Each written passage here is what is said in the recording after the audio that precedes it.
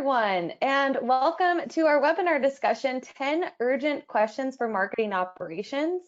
I know that you all have a lot of things you could be doing with your time, so we really appreciate you spending it here with us. My name is Katie, and I'm going to be moderating today's event. Before we get started, I just want to go over a few housekeeping items. So first of all, this webinar is going to be recorded, so we'll send you that recording afterwards. And all attendees are muted, so if you do have questions, please feel free to put them in the chat box or the Q&A box at the bottom of your screen, and we'll get to those at the end of the session. And first of all, I'd like to, before we get started, introduce our wonderful speakers. So first we have Danny McKeever, the Senior Director of Marketing Operations and Technology at Integrate. Danny oversees Integrate's marketing technology, infrastructure, and operations, and partners with the marketing organization on strategic planning, execution, optimization, and measurement of campaigns, with a focus on generating pipeline and accelerating sales. Before Integrate, Danny worked at BetterUp, Lookout, and Workday. And next we have Bonnie Crater. Bonnie is the president and CEO of Full Circle Insights. She's also a five-time VP of marketing at Genesis, Netscape, Oracle, Stratify, and VoiceObjects. While valuing the creative side of marketing, Bonnie's real love is marketing operations, measuring marketing investments and determining investment optimization. Now, as CEO of Full Circle Insights, Bonnie is working to help fellow marketers get the data needed to succeed. Bonnie holds a BA in biology from Princeton University. All right, with that, remember that you can ask all of the questions that you want in the Q&A panel at the bottom of your screen. And with that, I'm going to remove the presentation slide just so you can see Bonnie and Danny. I'm going to let them take it away. Thanks, okay, Bonnie I'm off mute. Thanks. Yeah. I'm off mute. And hi, Danny. Are you off mute too? I am. Great. Awesome. Okay. Yeah. So thank you so much for being here. Let's dive in. So Sounds first, let's start with a little background for you, Danny. You know, you and I love talking to each other, but not everybody knows you, but as well, maybe as I do. Maybe you could give a little bit of background on your how you got to Integrate where you are today, and a little bit about your career. Yeah, sounds good. Yeah, thank you for asking. I, cut my teeth at a company called PeopleSoft, where this was, 2000, 2001 through 4, and was really focused on the digital side of the house, running, or working on PeopleSoft.com, launching and executing web strategies in a silo. Back then, we weren't really partnering across the organization as, we do today. After PeopleSoft and the acquisition of Oracle, evolved into a company called Mercury Interactive, spent 2 years there, really running an intranet, but this is really where I had my first exposure to sales and sales enablement. So this website was all about delivering content that supported the buyer's journey for the sales team, and through the entire sales process. So once you've had that initial conversation, what are all the stages that they needed to go through? So that was Mercury. Spent a couple years there. They were acquired by HP. That's when I had an opportunity to go work at Workday and stand up Workday.com. And while at Workday, that's really where in 2005-06, this concept of marketing automation really came alive. We adopted Marketo at that point in time, and my first 4 years was spent focused on the website, but my last 4 years was all marketing operations and really building out that tech stack for Workday to grow and scale globally. I worked through a couple of smaller startups, spent 2 to 3 years there, and then recently, about 12 months ago, I joined Integrate, where I'm, at the previous companies, both Workday, Lookout, and BetterUp, I was an Integrate customer, but we were focused on, at Integrate, I'm now focused on the marketing ops side of the house, and growing Integrate globally as well. So that's a little bit about me and my journey to where I am today. All right, thanks, Danny. For many people may not know Integrate. Some people probably do, but some people probably don't. So what does Integrate do? So Integrate, we're part of a MarTech stack. We talk what's called precision demand marketing. It's a category that we are, squarely fit in, and it's all about from us about enabling a buyer, the ideal buyer's experience, and meeting your buyer where they are in any channel. When you think about the evolution of marketing automation systems and the evolution of how we go to market, the introduction of Eloqua and Marketo, that was the first time marketers really had a tool to use. Then after that, we realized we need to partner with sales. Along comes ABM, and that's all about focused on sales and their accounts. Well, now we see the evolution. It's no longer about marketing. It's no longer about sales. It's all about the buyer. And it's about meeting the buyer where they are today and providing that experience that should be intelligent and smart in every channel, whether it's online or offline.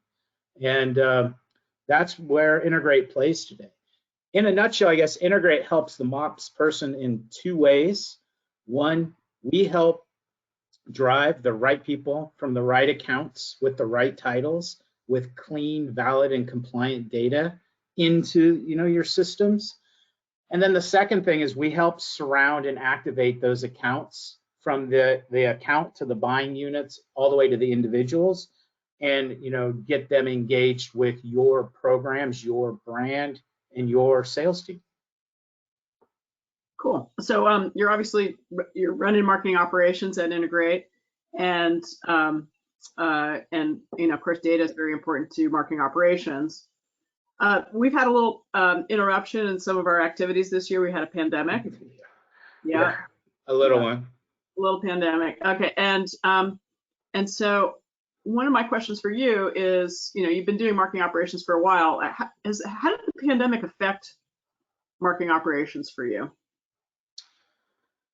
It impacted us, in a pretty big way. It was interesting. A coworker of mine, we have a pretty big events product, but that product went to nothing. And, in overnight, the whole events dried up. So the, marketing, including MOPS, we've really had to scramble a little bit to figure out how do we shift budget, how do we shift our strategies to continue to drive the revenue needs for the organization. So that was a very fast and quick pivot on our team. And really, in my mind, it expedited and speeded up the need for this omni-channel approach, across both first and third party, and making your digital channels more robust in, building these journeys for your buyers. We've seen, I think the number of touches, you're dealing with 12 to 18 different people in a decision-making unit. And those touches are between 20 and 25 touches now. If you go back, 5 years, that used to be between 8 and 10, and then 10 to 15. Now it's 20 to 25. Yeah. And COVID has really expedited that engagement and pushed more people into these other channels. So, that's really, I've been looking at what are different tools and technologies where I can really help speed up and focus on getting those key interactions across the journey, while events are currently, they've gone digital or they're not happening. Yeah. Well, I'm pretty sure that we'll all go back to doing some events. I think we kind of miss it a little bit. Yeah.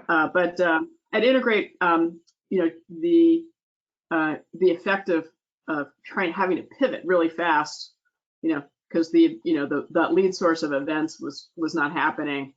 I want to kind of go back to the people on your team. So you have a team of people working on marketing operations, and how do you divide up the work, if that's so? Yeah, that's a great question. I really, on my team, I think of really 4 big buckets. I have, I think about data, and data from a couple different perspectives. I think about, do I have the right accounts and contacts in the system?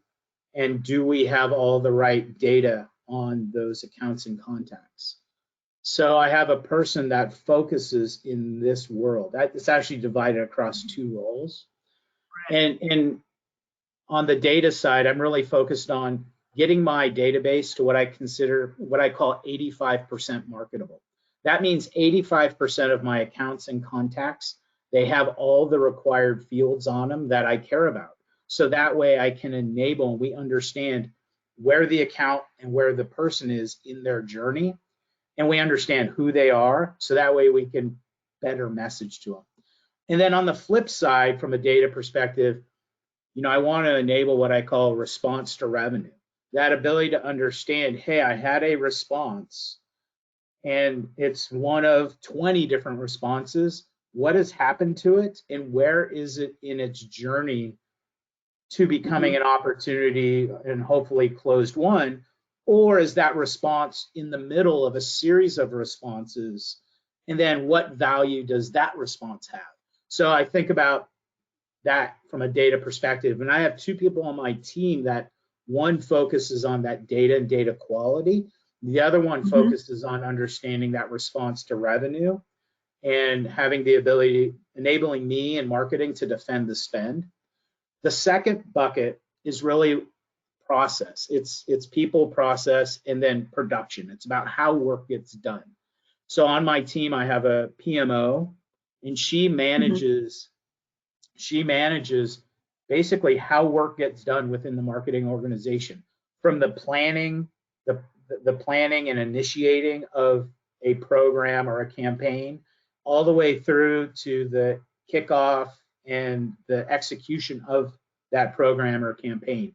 She's on top of it every step of the way, and she's making sure people know, from our creative team to developers, they know what they need to do and when they need to do it.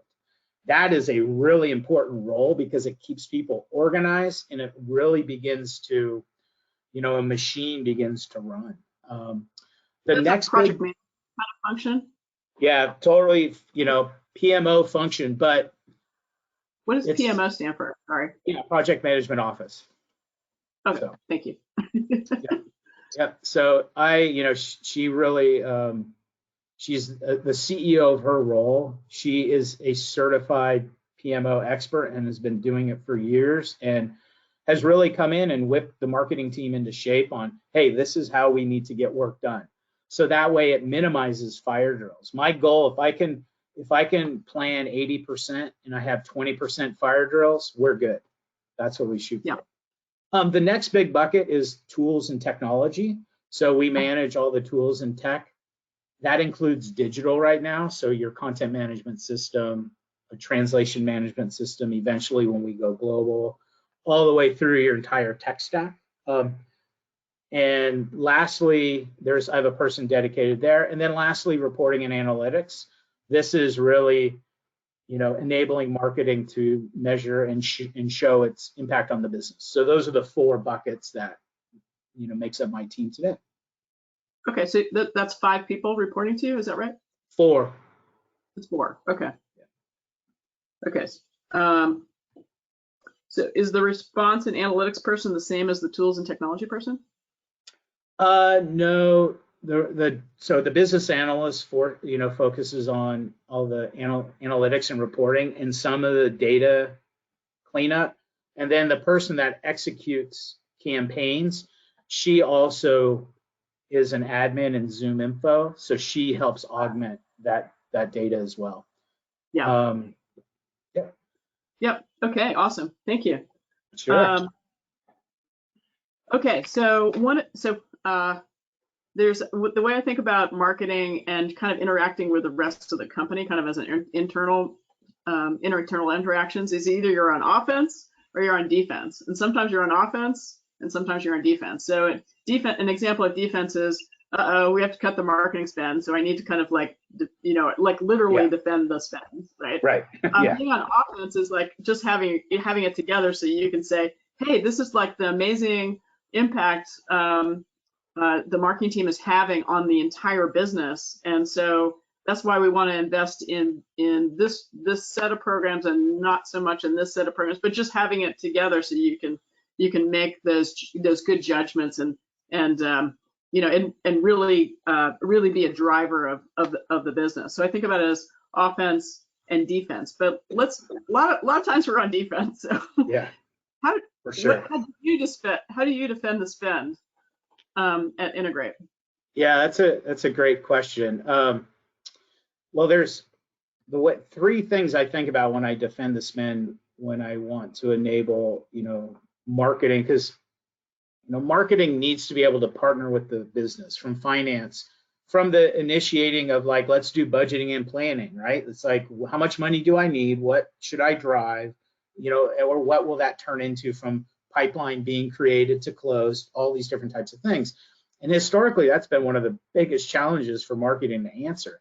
So usually I'll start really getting in alignment with the business, sit down with the finance team and the sales team and ask questions, you know, what is marketing on the hook for? How much revenue do you expect to come through marketing programs? How much pipeline do you expect to be created? And then backing that out, you know, all the way out the funnel to the initial response. And getting in alignment with those goals across the organization is, for me, step one. Because without that, you don't have a measuring stick to keep yourself, you know, accountable and to see where you are to those goals. And this exercise isn't a exercise of, hey, marketing's doing this versus sales. It's a marketing and sales together. But understanding what is driving the sales outcomes you want becomes critical to allowing marketing to understand where they need to spend more or less. That's the purpose of this. It's not about a finger pointing exercise. So first, align with finance and sales on what are the goals and what are the expectations. The second thing I like to do is to be able to bubble up to marketing and the executive leadership team. How are we, you know, where are we seeing things work? Where are things not working from a conversion rate perspective? And then how do we shift? How do we adjust the spend accordingly? And I like to look at that from both this is, you know, marketing spent this much dollars and we drove this much pipeline, as well as marketing spent this much money and we've influenced this much pipeline. Both of those become very important metrics that you need to understand because, you know, back to the earlier statement, we're dealing with multiple buyers, 18 to 20, multiple touches, 20 to 25, and all of those buyers and all of those touches may never, you know, only one might result in this is the one that's quote unquote getting credit for that pipeline, but all the other touches are just, in my mind, as important and irrelevant, and you need to understand which one of those touches are making an impact. And that's, you know, keep your budget in those areas because you are enabling the sales team to continue those conversations. And if you have good alignment between marketing, your SDR, and sales, when people engage with that second, third, 15th time, everyone's aware of it, and the sales can be smart about, oh, should I continue the conversation here? Is this a new person that I've not yet engaged with? So I look at it from that perspective as well. And then lastly, I like to calculate, you know, ROI on where we have direct paid spend. So what are we getting cost per X, cost per lead, MQL, you know, what's the customer acquisition cost, and really showing that we understand the spend against these campaigns and showing the business that we're spending money wisely. So those are really the three big ways that I enable marketing to defend the spend. That's very cool. And the reason I'm very excited about how you are presenting this is it's how I think about it is I hate being on defense, man. That's terrible. Yeah. No, terrible. Because you're on offense. You're by doing these things, you're on offense. You're creating an environment where you can succeed. You're like knowing what the number is that you're trying to achieve, right? You're putting the, you know, and we'll go to tools and technology, but you're putting the tools and technology and processes in place to, explain to people what is working, what's not working, and then really understanding the ROI and of where you can. It's hard to measure ROI, and we've talked about this many times, right? Is on every program, like what's the ROI of the download button? Right. I don't know. Right. Because you don't know what the cost is. So so it's very hard to calculate ROI on everything, but you can certainly in digital advertising, certainly in events. But that's sort of where you have you actually buy the booth or rent the booth. That's right. Yeah. But okay, so driving all this is it's helpful to have strategy around a tech stack, and this is where I'm going to ask Katie to jump back on and start sharing her screen again, and because I wanted you to talk a little bit about your tech stack and kind of how you pulled this together. Yeah, that sounds great. Can you see it? Yeah, it looks great. Okay, great. Thank you. So yeah, this is a snapshot of the majority of my technology. There's I don't have some of the digital like the CMS and things in here, but the first thing that you'll notice is at the very top, there's this green bar called Integrate Experiences. This is the buyer's journey. This is how do we think about delivering the right message to the right person at the right time, no matter what channel they're in. And then underneath that, we have, awareness, consideration, conversion, engagement, deal acceleration. And I map in loosely tools and technology that fit this part of the buyer's journey. So, historically, from Workday to, to Lookout and BetterUp, I've always had what I call my technology backbone.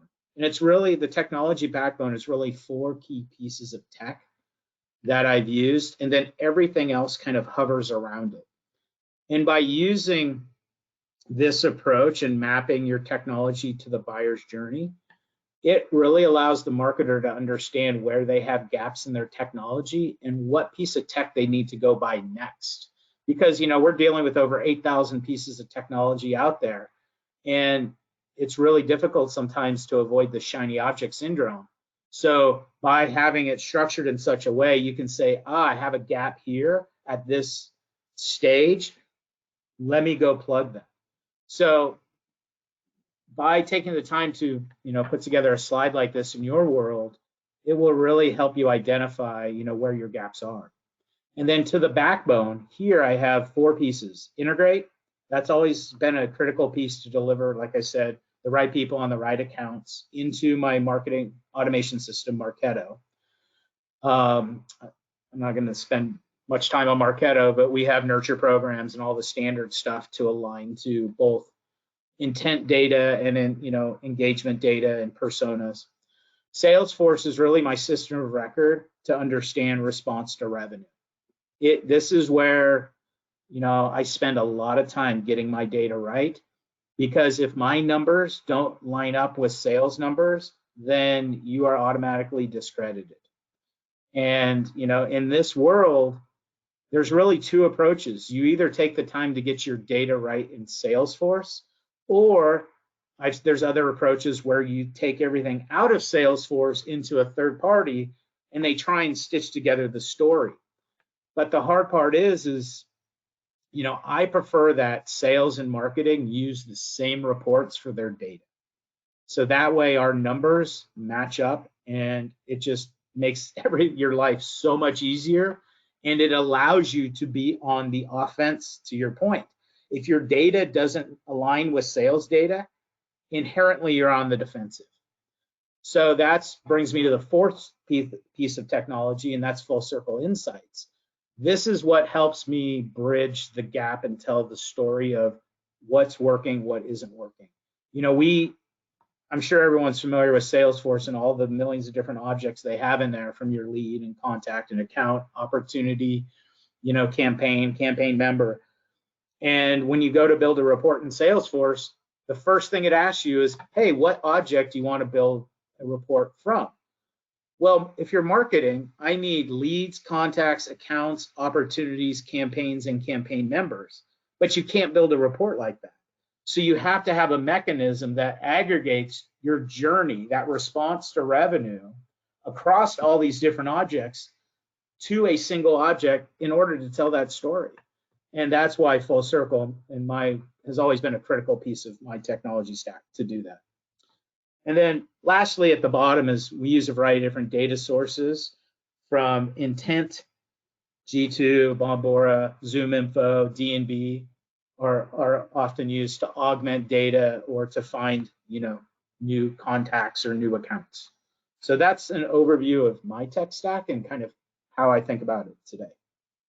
That's awesome. It looks a lot like our tech stack at Full Circle, Yeah. and probably a lot like people's tech stack who's listening here.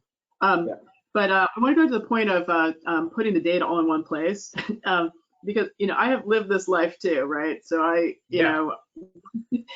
if you go to the meeting and your report looks different than the sales report, you're on the losing team because because the finance team is so connected with what's going on in sales.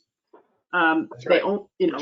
Everybody believes the sales number, they don't believe your number. So you're on defense automatically. That's why using Salesforce is such a good idea. The challenge, of course, is, as you say, is putting that report together. The other piece of it is that Salesforce it doesn't do a good job at storing historical data. So kind of getting and what we need in marketing is we need to know, okay, what was happening last month and the month before and so forth, so you can get trending. And so I was a VP of marketing 5 times. I would have been much of a marketer had I had Full Circle, because I really wanted that data, but I couldn't get it. And everyone looked at me like I had 4 eyes when I would ask for it. They're like, no, that's not how that works. Okay. 100%. It's like back in the day, I remember one time, I was sitting in the marketing back when we sat in cubicles, and we had some new hires coming through the cubicles, and the person that was introducing the new hires to, the marketing area, basically said, "This is marketing. They do events and T-shirts." That's how we were introduced, and it was, it was pretty funny. Just, looking back, it's like, man, has marketing evolved so much, and we've really pivoted, from the early days of oftentimes that's how marketing was thought. You did events and then branding. And now over the years, we're expected to be able to defend the spend, and you have to, but none of the systems we're working with ever had that in mind. And all your data is in Salesforce. So you have to take the time to get, in my opinion, you have to take the time to get the data right in Salesforce. So that way, when you show up to the meeting, sales has one number, you have the same number. All right, well, obviously we're 100% aligned on this point. Yeah. Okay, my next question, and let's see, look, we're 30 minutes into this. How's it going, Danny? Doing great. Okay. Is a question around how you are partnering with your revenue team. I assume that means your sales team and your integrated marketing team. So this is around,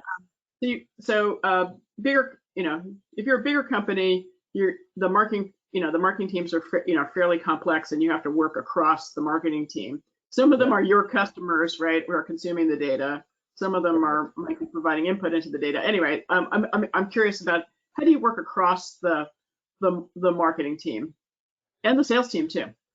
Yeah, no, great. So, I have a partner on the integrated marketing side of the house that my team supports her team, end to end. We are, in weekly meetings talking about what's coming up.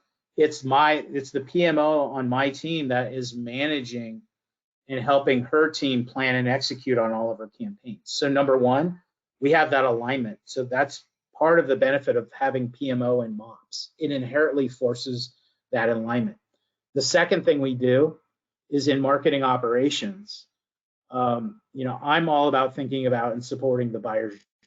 do I have the right accounts and the right people with the right data? So I know when my integrated marketing team comes and says, I need to execute these programs against these people at this stage, we have the ability to do that and automate that process. So clean data, really critical. Alignment between the teams, really critical. We also align not only with the way we align with sales is there's sales squads that we partner with, and we very closely, marketing ops, our SDR team and our marketing team partner with sales squads, and we help bring to them not only what accounts do they want to get in today and what's the strategy to partner with them to get into, but also what are the greenfield accounts in their territory that are currently active, helping them identify, those 10 to 15% of accounts that are currently in market to purchase, what you have. We bring that to the sales team. So that way they can make determinations on what they need to do next from a follow-on strategy, account build-out strategy, whatever it may be. And then lastly, partnering with the integrated marketing team to help them both defend their spend, but also understand campaign level performance, understand the response to revenue at the individual campaign is very helpful.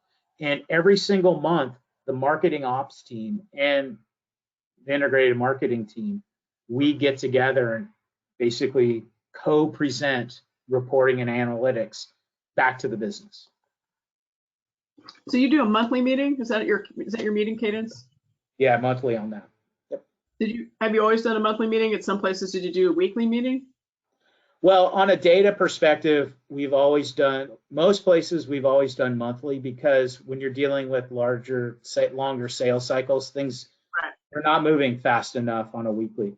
We're monitoring the data on a daily basis, just making sure that what's coming in, are things getting processed? Are they getting, actioned and follow up with? Has anything fallen through the cracks? Because in this world, time is everything. When a person engages with you, you don't have a day or a week to get back to them. You have minutes and hours to engage with them when they're engaging with you. And making sure that you have operational dashboards and notifications set up in a meaningful way, so that way the right person knows who's doing what and what do I need to do now. Yeah. So some companies that we work with may have a shorter sales cycle. Might be some of them are like 2 days, right? Or it could be 10 days. And those kinds of companies tend to have a meeting cadence on the data itself on a weekly basis, and that seems to work pretty well for them. Yeah. Okay, Great. So a lot of folks want to know how, what's your secret for working with finance. I know that when I would start at a new company as a VP of marketing, my first stop was the CFO, and to make friends with the CFO, and because I wanted to establish credibility that I wasn't going to waste all the money. Yeah. This is before we had full circle, because you literally was my word, I promise you I'm not going to waste money. But in the now we have all these wonderful tools, and you've got a fantastic tech stack. So how do you work with finance to engage with them, and in terms of establishing the same kind of credibility that you're working towards with the sales team, for example? Yeah, great question. Just like you, the first time when I come in, I try and become best friends with the CFO or someone on his or her team, to make sure and align with finance and sales on understanding what's the business revenue goals that we're shooting after, compare that new business for maybe versus expansion, cross sell, upsell, and then understand what is the expectation from marketing across these items. And we get down to the point to we look at revenue and what percentage of revenue by product should come from, the different teams. And then from there, we can back out our win rate and conversion rates across the funnel to get a loose understanding of where we need to be. So that way we can understand our conversion rates, we can understand, and we can report back to finance, here's what we're doing, here's what we've driven so far, but more importantly, here's either what we're not doing anymore or where we're spending our time to make, business impact. And this usually comes in the means of some sort of model. Finance, they're kings of models, and they have models for everything. So we will build a marketing and sales model, and from there we will derive the response to revenue goals across the funnel. And in the perfect world, I want that coming either from finance, or sometimes I've seen it come from sales operations as well. I prefer not to have marketing giving marketing its own goals. I want to be aligned to the business. Yeah. Now, do you have a regular cadence? I never actually did. Well, yeah. I think that maybe I did have a regular cadence in some instances, but do you have a regular cadence of meetings with the finance team like you do? Yeah, that monthly meeting. Well, no, this is where we have a weekly meeting. So we have what we call, it's a data meeting where we meet with sales operations, finance, marketing ops. And all we're talking about is data. It could be top of funnel data, middle of funnel data, sales data, pre-close data. It could be everything. Because since Salesforce is your system of record for reporting, any changes that occur in Salesforce can potentially impact everyone else. So we like to, get in a room on a weekly basis and go through what are the current data, challenges. How do we go about, updating or cleaning? And we have teams of people. Like right now, we're doing a big push for EMEA accounts, and trying to figure out what is our strategy to build out parent subs, and how do you identify, those contacts on those accounts, and what are the different strategies so we're still within GDPR compliance, all of these different types of things, and really partnering with both sales and the finance team to understand here's what we're doing, why we're doing it. But on the flip side, if we're, if the sales office is implementing a CPQ system or some other system that, needs fields on the account, and they're putting in, different restrictions, we need to know about that, because, it might be a required field that might break, for example, full circle. We've had that happen before. If there's suddenly a required field put on something, full circle can't complete what it needs to do. Well, we need to be aware of that. So by having these weekly meetings, we help prevent that. And as a single team, we are all responsible for data and data quality. Yeah, when I talk to our customers, I really emphasize the meeting thing, because if you do not have these regular cadence on the meetings, you're not going to get the benefit of really having a streamlined process. So it sounds like on the data question, you have this weekly meeting, and that must be a really great driver to just maintain the integrity of the data. You also have a person assigned to that job. Yep, 100%. And that's exactly what it is. We monitor every opportunity created. We monitor that process, and we're monitoring like duplicate accounts, duplicate people, and constantly focused on data and data quality. That's what this team's about. Yeah.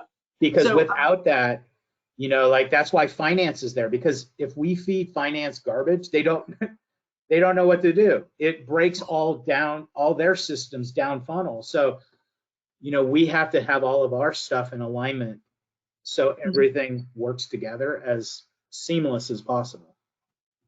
So if you are a smaller company and you're hearing, okay, Danny's got 5 people, I'm like, I can only have, like, what do I? Okay, so you're gonna take these same kind of functions, and you're gonna have people do like work kind of half time on them, or maybe you can outsource some of the functions. Yeah, 100%. You've worked in smaller environments, so what did you do in the past where you didn't have like a whole person dedicated to data? That was my job part-time.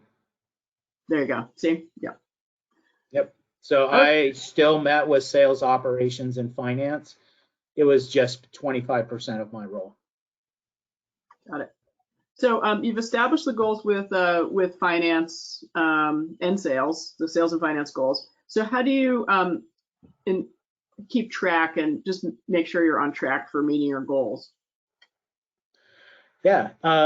So we have right now a simple dashboard in Salesforce where it has dials across the top that show where are we to our response goal, our MQL goal, our accepted lead goal, our opportunity created goal.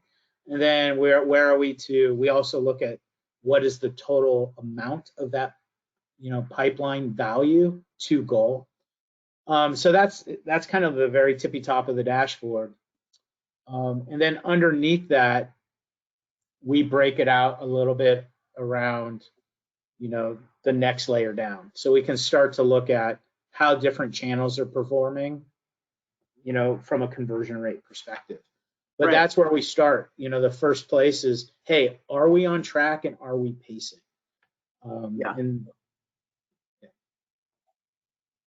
Yeah, so that just kind of reminds me about the full circle method, which is highly aligned to exactly what you're saying here. We invented this idea called the full circle method, where it's basically kind of a 4-step process. Planning, which helps do that reverse funnel that you were talking about, so you can do your planning. Then we have another dashboard that's around achieving, and then which is you set your goals and how are you achieving against your goals. And then we have another dashboard called optimizing, which is, okay, how's the lead follow up and what are our conversion rates and what's working, what's not working from a funnel perspective. And then evaluating is the dash that looks at attribution related metrics and like impact on pipeline and a pipeline and revenue, and doing some campaign analysis around that, as well as channel analysis. Mm-hmm. So planning, achieving, optimizing, and evaluating, which is just a way that we structured it. And I noticed on your dashboard, it's very cool actually. It combines a lot of those same notions on kind of as one summary dashboard. It's really great dashboard. Well, yeah, we leveraged a lot of the dashboards you built and then just adjusted it to align with our business. Yeah, that's perfect. Yeah, so thank you. Oh, you're welcome. Very helpful. Good. I'm glad it was a good start. That was the idea. Improving. So if you see something, I just want to kind of go into a little bit of detail here. And we'll talk and maybe have a few more questions and then we'll pause. I'm not sure if anyone's submitting questions, but we'll see how that goes. I might be asking all the questions here. So if you see a trend where say your conversion rates are going down on one of your charts, right? I don't know what some metric conversion rate. It could be demo to SAL or whatever it is that you guys do. What do you do next? What are the action items out of that? Yeah, what do you do? Yeah, it's funny. Into that? Yeah, it's funny. We actually have a weekly, what we call conversion rate committee. And we did a call earlier today. And this conversion rate committee is made up of a salesperson, multiple folks on integrated marketing, and then the manager of all of our SDRs. Because different programs perform, differently, at different stages. Like you might have, events, very expensive. They might drive certain, decent opportunities, but the cost is really, really high. So we might spend a lot of time figuring out those people that came off of said event. What was that journey leading up to the event? What was that post journey like? Are they the actual right people? Because if you have the right people in your database, then at that point in time, it's no longer about, getting, it is about getting the conversion rates where they need to be, but it's all about how do you activate those people and those accounts. And the way you activate it, you have to resonate. You need to put the right content and provide value to those people. So we'll spend a lot of time understanding, hey, what personas came in, what, where are they, what's going on at that account level, and then how do we provide a meaningful experience in other channels and try and meet those people where they are. So that might be one example. Another example might be, very low inquiry to MQL conversion rate. Then it's all about looking at, are you driving the right eyeballs?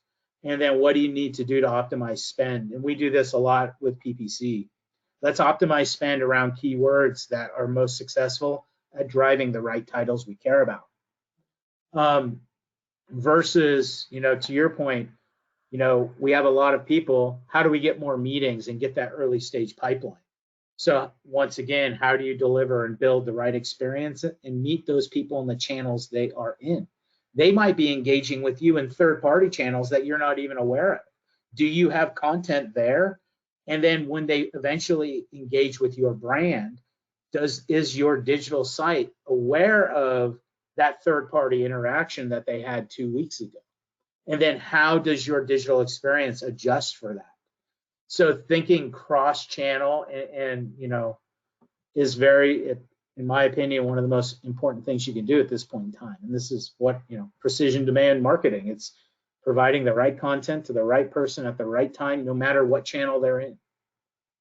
Yeah, I have two quick stories I wanted to tell you. So one of our very first customers was a company called Good Technology. They were bought up, but anyway, the salespeople were going to the marketing people and saying, "Hey, we really want to do this event," and the marketing people were like, "No, we don't get any payback from that event." But it turned out they just didn't have that middle touch. They couldn't see it actually in their system. So anyway, when they deployed Full Circle, they were actually able to see the middle touch. So they were like, "Oh, we were wrong. Yeah, we're gonna that's go great. Perfect. Another customer that had 3 sales teams. They had a SMB team, kind of a mid-range kind of account team, and then they had an enterprise account team. And the trending of conversion rates were, it was all fine with the small business team and the enterprise team, but the mid-range team, it was going all wackadoodle. And so they actually saw this. They saw this in the trending. The conversion rates were taking a nosedive. So they got out of their chair. They didn't have the weekly cadence like you did, but anyway, they did see it. So they got out of the chair and had a chat with what was going on with that head of the mid-sized company targeted group. And the person said, "Oh, I just told my guys not to follow up on any leads because we need to close deals this month." Whoa. So anyway, the data fostered that conversation, and that was kind of, they're like, "Oh, okay, I guess it matters." Yeah, who knew? Okay. I'm going to pause here, and I'm going to ask Katie. I have a couple more questions, but if anyone from the audience is actually asking a question, I wanted to kind of jump in here and have those questions kind of be inserted. Katie, are you there? It looks like we did have one question here. Okay. You kind of already answered it, but why not ask again? Okay. Danny, how do you work with demand gen to give them visibility to what's working and what's not? Yeah, great. I will, so typically what I like to do is before, I don't jump right to the data first. Usually I want to get a list of questions. What are the key questions that you want to have answered? And it's curious, I actually have a spreadsheet that is just a list of questions that I've gotten across my career about, hey, I need to know this from our data and this from our data. And then once you identify that set of, 3, 5, 10 questions, then you can understand what data sources do you need to answer those questions, and is the data in a place where you can answer those questions. And once I've done that exercise, then I will go into pull some reports, build some dashboards to answer specifically those questions. And this is where, the visualization becomes very important, because depending on how the question's asked, using different visualization techniques to tell that story becomes invaluable. And oftentimes, like, we will start, I like to think about a dashboard almost in prose. You write out from a question perspective, here's what happened, here was the results, and here's where we are today. And then every dashboard should have a story element to it around that specifically addresses these questions. And that's part of the hardest thing, I think, with dashboarding, is oftentimes that story changes, especially as your data changes. Because you might have a standard 3 or 4 or 5 metrics you always look at, but as your conversion rates move, as certain opportunities become known, those questions might change. So having the data structured in such a way to be able to react, or the ability to go update your data in such a way so you can go find that, answer that next set of questions, becomes very important. And that's part of what my team does with the business analyst. She's always reacting to these different questions. And eventually what happens is these series of questions coalesce in very specific dashboards that then become your consistent, what you're looking at every day, every week. So. Yeah, I think one of the things that has driven a lot of marketing ops people crazy is the consistent increase in the number of questions that is being asked of them, and it sounds like you have found a really great way of organizing that whole dynamic. And in your case, the demand gen folks live in this integrated marketing group. Is that how you're organized? Yes. Yeah, exactly. Mm-hmm. Yep. And where does digital marketing live in your group? Is that integrated marketing as well? Actually, the digital team sits on my team right now. So we're focused on, we have SEO and PPC that rolls up to MOPS, because, the interesting thing about digital is about half of the digital projects are demand related. The other half are not. The other half might be, building new web pages, launching, new sections of the website. It might be, hey, we're thinking about going global. What's our tiered strategy? So a good part of those projects are not necessarily demand related, but they have a large impact on SEO and those type of things. So right now the digital team rolls up into marketing ops. Yeah. Okay. Good. That's very interesting.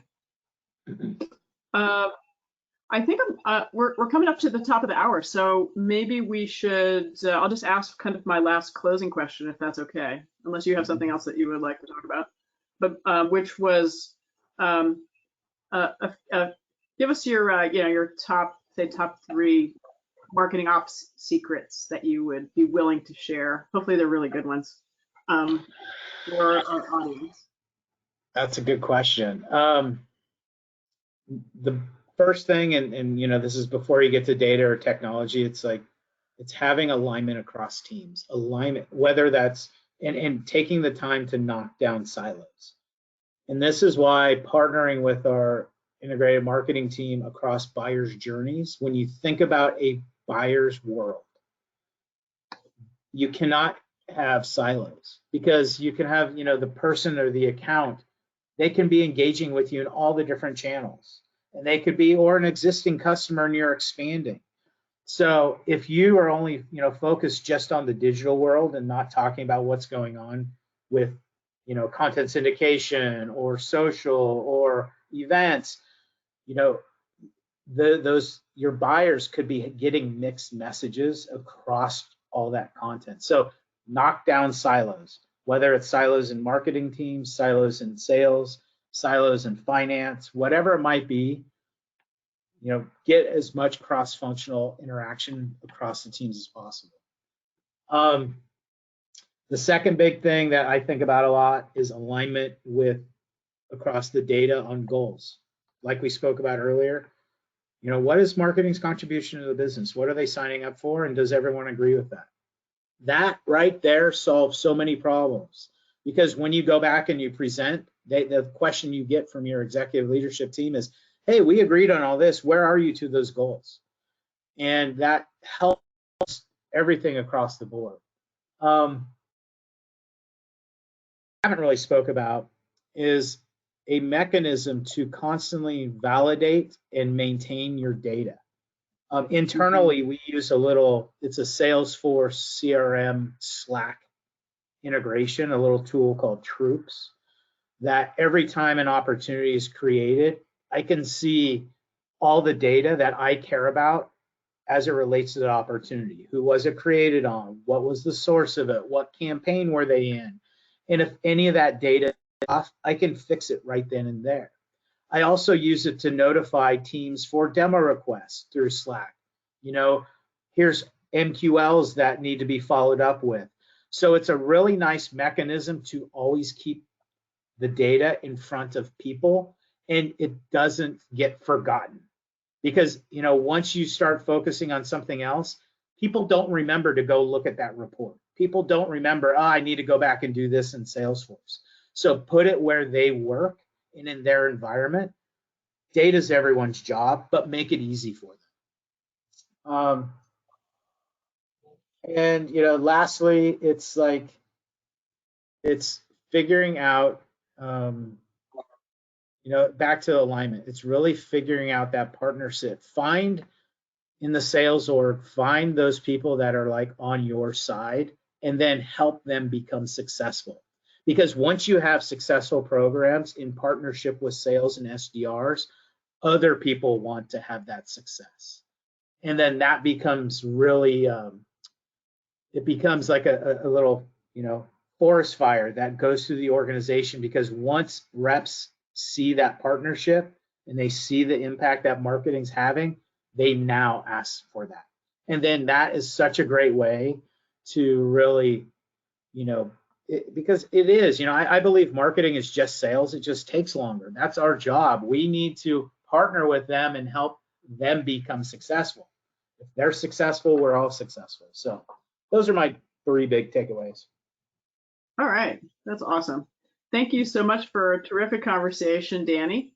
Maybe we can do it again sometime. Thanks everybody for joining us today for our chat. And we are recording this webinar, so it will be on some website somewhere at Full Circle. Yeah, we'll be sending it out to everybody, so you'll be able to see that in the follow-up emails. Look out for that. All right. Thank you, everyone. Well, that was great. Thanks for feel free to reach out and connect with me on LinkedIn if you'd like. Yeah. Awesome. What's your Danny McKeever at Integrate? Yeah, D McKeever. Yep. Yeah, me too. Bonnie Crater at Full Circle Insights. Yep. Bye, everybody. Thank you. Bye, everybody. Bye.